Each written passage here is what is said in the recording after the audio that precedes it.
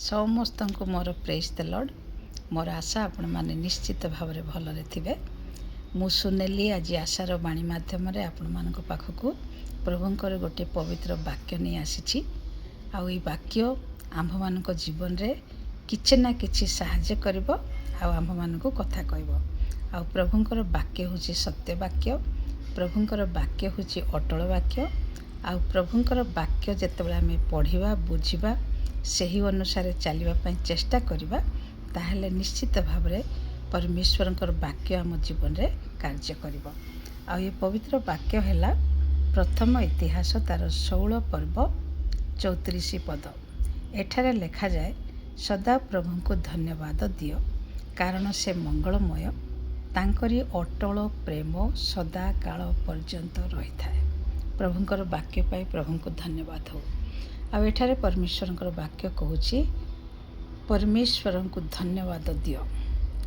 ଆମ ଜୀବନରେ ଯେତେବେଳେ ସବୁ କିଛି ମିଳିଥାଏ, ସବୁ କିଛି ଭଲରେ ଚାଲିଥାଏ, ତାହେଲେ ପରମେଶ୍ୱରଙ୍କୁ ଧନ୍ୟବାଦ ଦେବାଟା ଆମ ଜୀବନରେ ବହୁତ ସହଜ ହୋଇଥାଏ ନା। ଆମେ ପ୍ରାର୍ଥନା କଲୁ, ପ୍ରାର୍ଥନାର ଜବାବ ପ୍ରଭୁ ଦେଲେ, ଆମେ ଯାହା ବି ମାଗିଲୁ ପ୍ରଭୁ ଯୋଗାଇଲେ, ତ ଆମ ଜୀବନ ଏତେ ସହଜ ହୋଇଯିବ ଆଉ ବହୁତ ଖୁସିର ସହିତ ଆମେ ପରମେଶ୍ୱରଙ୍କୁ ଧନ୍ୟବାଦ ଦେଇଥାଉ।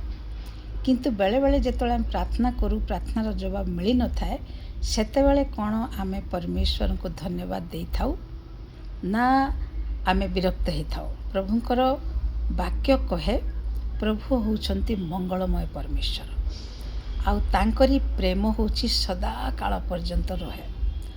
କେଉଁ ସମୟରେ କେଉଁ ଜିନିଷ ଆମ ଜୀବନର ଆବଶ୍ୟକ ଅଛି, ଆମ ଜୀବନରେ ଦରକାର ଅଛି, ଆଉ କେଉଁ ସମୟରେ ପ୍ରଭୁ କେଉଁ ଜିନିଷ ଆମ ଜୀବନକୁ ଦେବେ ସେ ଭଲ ଭାବରେ ଜାଣନ୍ତି। ତ ବେଳେବେଳେ ଆମେ ପ୍ରାର୍ଥନା କରି ଅପେକ୍ଷା ବି କରିବା ଦରକାର।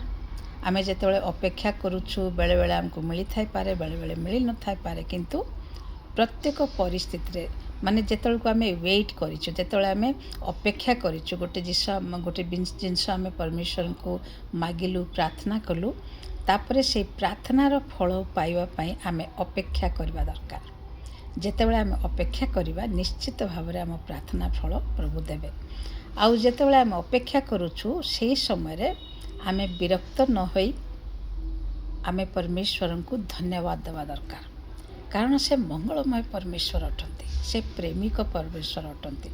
ସେ ଜାଣନ୍ତି ଆମ୍ଭମାନଙ୍କୁ କ'ଣ ଦରକାର ଆଉ କ'ଣ ଆବଶ୍ୟକ ଅଛି ଆଉ କ'ଣ ଆବଶ୍ୟକ ନାହିଁ। ସେ ନିଶ୍ଚିତ ଭାବରେ ଜାଣନ୍ତି ଆଉ ସେ ଆମ୍ଭମାନଙ୍କୁ ସେହି ଅନୁସାରେ ଦେବାକୁ ଚାହାନ୍ତି। ତେଣୁକରି ଆମେ ପ୍ରାର୍ଥନାର ଫଳ ପାଉ କିମ୍ବା ନ ପାଉ, ପ୍ରତ୍ୟେକ ସମୟରେ ଆମେ ପରମେଶ୍ୱରଙ୍କୁ ଧନ୍ୟବାଦ ଦେବା ଉଚିତ, ତାଙ୍କରି ମହିମା କରିବା ଉଚିତ।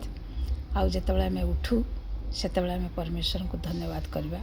ଯେତେବେଳେ ଆମେ ଅପେକ୍ଷା କରିଛୁ, ସେତେବେଳେ ପରମେଶ୍ୱରଙ୍କୁ ଆମେ ଧନ୍ୟବାଦ ଦେବା। ଯଦି ଆମ ଆଶା କରିଥିବା ଜିନିଷ ଯଦି ଆମ ଜୀବନରେ ନ ମିଳୁଛି, ତାହେଲେ ବି ଆମେ ପରମେଶ୍ୱରଙ୍କୁ ଧନ୍ୟବାଦ ଦେବା। ବେଳେବେଳେ ଆମ ଜୀବନରେ ଏମିତି ଗୋଟେ କଠିନ ପରିସ୍ଥିତି ଆସେ, ଯେଉଁଟାକି ଆମ ଦ୍ୱାରା ସମ୍ଭବ ନୁହେଁ କିଭଳି ସେଟାକୁ ଆମେ ସାମ୍ନା କରିପାରିବା। ସେହି ସମୟରେ ମଧ୍ୟ ଆମେ ପରମେଶ୍ୱରଙ୍କୁ ଧନ୍ୟବାଦ ଦେବା।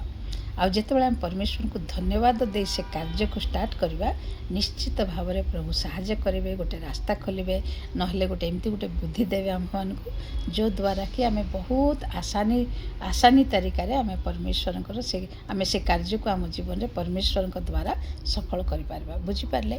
ତେଣୁକରି ଆମ୍ଭେମାନେ ଚିନ୍ତା ନ କରି ଆମେ ଗୋଟେ ଏମିତି ଜୀବନ ବିତାଇବା ଦରକାର, ଯେଉଁଟାକି ପ୍ରଭୁ ଚାହୁଁଛନ୍ତି ସଦା ପ୍ରଭୁଙ୍କୁ ଧନ୍ୟବାଦ ଦିଅ। ସିଏ ଗୋଟେ ଚମତ୍କାରୀ କରିବା ପରମେଶ୍ୱର, ଅସମ୍ଭବକୁ ସମ୍ଭବ କରିବା ପରମେଶ୍ୱର। ସେ ଆମ୍ଭମାନଙ୍କର ପ୍ରାର୍ଥନାର ଫଳ ଉଚିତ ସମୟରେ ଦେବା ପରମେଶ୍ୱର। ସେ ପ୍ରେମିକ ପରମେଶ୍ୱର, ସେ ଦୟାର ସାଗର, ସେ କେବେ ମଧ୍ୟ ଆମ୍ଭମାନଙ୍କୁ ନିରାଶ କରିବେ ନାହିଁ। ବୁଝିପାରିଲେ? ଆଉ କାରଣ ସେ ମଙ୍ଗଳମୟ ଅଟନ୍ତି, କାରଣ ତାଙ୍କରି ପ୍ରେମ ଅଟଳ ଅଟେ। ଆମେ ପରମେଶ୍ୱରଙ୍କୁ ପ୍ରେମ କରିନଥାଉ, କିନ୍ତୁ ତାଙ୍କରି ପ୍ରେମ ଅନନ୍ତ କାଳ ସ୍ଥାୟୀ, ଚିରକାଳ ସ୍ଥାୟୀ। ତେଣୁକରି ମୁସ୍କିଲ ସମୟରେ, ଅସୁବିଧାର ସମୟରେ, ଆମ ଜୀବନର ଜଟିଳ ପରିସ୍ଥିତିରେ, ପ୍ରତ୍ୟେକ କ୍ଷେତ୍ରରେ ଆମେ ଗୋଟେ ଧନ୍ୟବାଦର ହୃଦୟ ନେଇ ଚାଲିବା। ଆଉ ଦେଖିବେ ଆମ୍ଭମାନଙ୍କ ଜୀବନରେ ପ୍ରଭୁ କେମିତି କାର୍ଯ୍ୟ କରିବେ, ଆଉ କେମିତି ଆମ୍ଭମାନଙ୍କ ଜୀବନକୁ ସରଳ କରିବେ, ଆଉ ଆମ୍ଭ ପାଇଁ ସିଧା ରାସ୍ତା ଦେଖାଇବେ। ପ୍ରଭୁ ଏ ବାକ୍ୟ ଦେଇ ଆପଣଙ୍କୁ ଆଶୀର୍ବାଦ କରନ୍ତୁ। ଆଉ ପ୍ରତ୍ୟେକ ଦିନ ପ୍ରଭୁଙ୍କଠାରେ ପ୍ରଭୁଙ୍କର ବାକ୍ୟ ଦ୍ୱାରା ବଢ଼ିବା ପାଇଁ ପ୍ରଭୁ ଆମମାନଙ୍କୁ ସାହାଯ୍ୟ କରନ୍ତୁ। ଆମେନ୍।